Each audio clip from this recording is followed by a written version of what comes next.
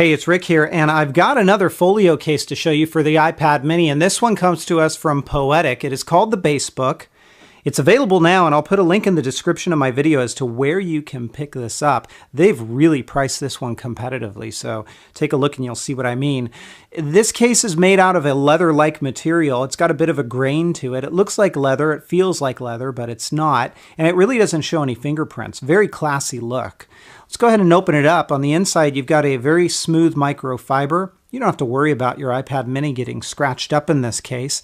And as we basically undo the Velcro here, we're going to slide the mini right into place, as you see me doing here. And I will mention, I usually will do it just like this, and then I'll stand it up to tuck this behind the mini, because remember, there's that Velcro there that's going to help keep the mini right in place and secured. So let's close it up. There's a couple of magnets here that keep that front flap closed when you flip it upside down. And this is what it looks like up close. You get some Poetic branding, very nice and kind of shiny there. And again, real classy look. Down along the bottom, you can see your speakers are fully exposed and your lightning port. So you shouldn't have any issues with connectors on this one and compatibility. Along the side, there's your volume buttons as well as your rocker switch, and they're very easy to press. I have no issues getting to those.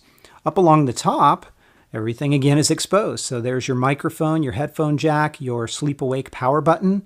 And then if we take a look at the side, there is your spine. And then let's move to the back. And you're going to find a kickstand as well as an area to store a stylus if you use one and if you have one. And there's our camera cutout, so perfectly fine as well. When we open this up, this is what it's going to look like. And again, a folio style case, it's got that border design to it. It's a little bit close to the home button, doesn't cover the home button, but you can press it and you will feel the case, but it's just a little too close. I would have liked for it to have a little bit more room there. Up along the top, it's perfectly fine for what it needs to be. And then take a look at this. You have a hand strap right back here. So if I slide my hand in there, I now have an extra layer of, I guess you could say, security. I'm not going to be dropping it by holding it that way. It's a little bit more secure. Now, take a look at this, because that is our kickstand. And what we're going to do is open that up, fold the case just like so.